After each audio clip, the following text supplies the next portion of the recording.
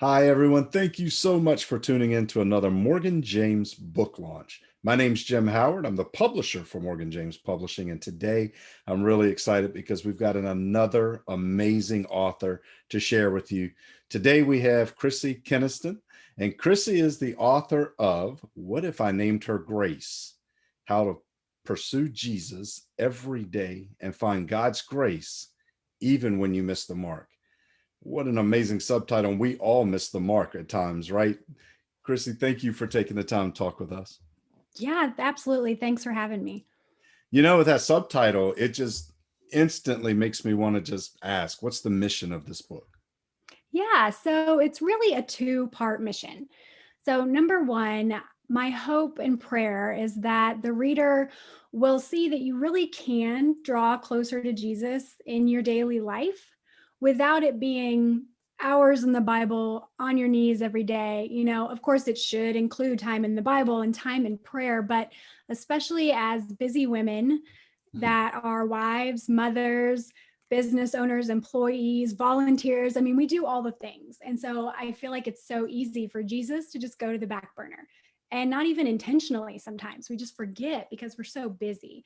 And so my goal in the book was to show how we can draw closer to Jesus in the chaos, in the busyness, while you're in the grocery store, in the carpool line, arguing with your husband, learning to scuba dive is one of my stories in the book. All of those instances can help us draw closer to Jesus. So I wanted to make it feel very realistic for busy women out there.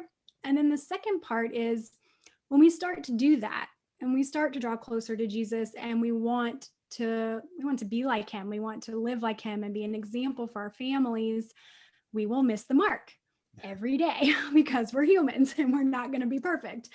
And I think it's very easy to get consumed by the guilt that comes with that when you keep messing it up and you feel like I'm never going to get it right. And especially as a mom, I know it's very easy to feel guilty about messing up with your kids.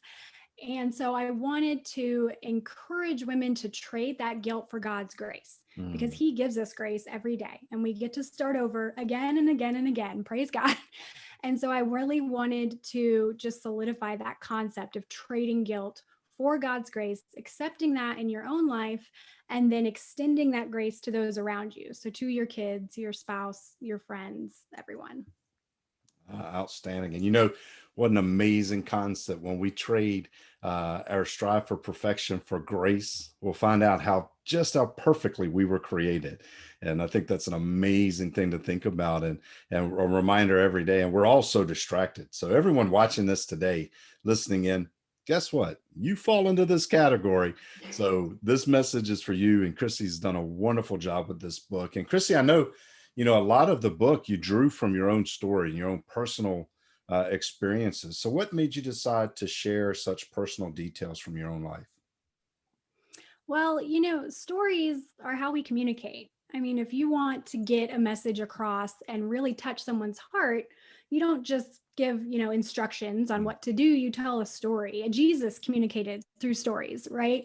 And so I knew from the beginning that I didn't want this book to be an instruction manual of how to draw closer to Jesus in our daily lives, that it needed to tell stories that were relatable for people to see how I drew closer to Jesus and things that are happening to all of us. Difficulties in your marriage, struggling as a mom, feeling anxiety, trying to find friendships. All of those things are opportunities to draw closer to him. But when you tell a story to go with it, then it's suddenly a relatable thing. Instead of just saying, go do this, it becomes, oh, I've experienced that. And this is how I can apply this lesson to these experiences in my life. And then it was very important to me to include personal stories about before I knew Jesus, because I Mm. think that that's something that isn't talked about a lot in the Christian circles. And so those of us that may have made some not so great choices before we knew Jesus can start to feel like, oh man, like I'm too messed up, or, I don't deserve God's grace. Like I did too many things. Yeah. And so I just wanted to be really honest and raw about where I came from and where God has brought me. So that I can bring you along with me and you can see that you may have made some not so great choices too, but that's okay because Jesus saves us all. And I wanted it to be very relatable in that way. And the book also includes a very personal story from my husband's life, which I never would have shared without him being okay with it. They always say, beware if you have a writer in your family, because they're That's going to right. share all your All the secrets. secrets come out. Right. But I checked with him and made sure he was okay with me sharing something so vulnerable. And his thought process was the same as mine, that if this can help someone who might be in that dark place come into the light and get to know Jesus, then absolutely share it. It's a testimony. So the book always had to include those personal stories for that reason. Amazing. And I am such a huge fan of people who are willing to share their own journey in hopes to help someone else, because we all have that veil that masks the vulnerability of, inside of us. And sometimes when we read or we hear or we meet and we listen and we connect with someone who's gone through that same struggle or same similar journey, that veil gets removed and we can accept that better. So it's a much better way to impact someone's life, and you've done that so well in your book. And it's real and it's authentic, and it's true, and when we're talking truth, it needs to be just that, and you've done so well with this book. um so the title, what if I name her Grace, right? What a Yeah. incredible title, especially as you start to read the book and start to understand. But what inspired that title? So like I said before, I knew from the beginning that it wasn't going to be an instruction manual type of book. So I didn't want it to have that typical title of, how to draw closer to Jesus in 10 easy steps or Yeah. something like that. It reads like a novel almost. So I wanted it to have more of a fiction type title Mhm. that would, make people more interested to read it in that sense. But it also carries the theme of grace. So when I had my third child, and we found out she was going to be a girl, I knew I wanted to name her Ava, but we were stuck on the middle name. And I was really in a place of trying to find grace in motherhood. And, Mm. third kid, I had a 2-year-old and a 4-year-old at the time and was pregnant. That's a hard time. And so I was trying to figure out how to show grace to my kids and not just erupt every time, they frustrated me. And so, how when you get upset with your kids, you say their full name.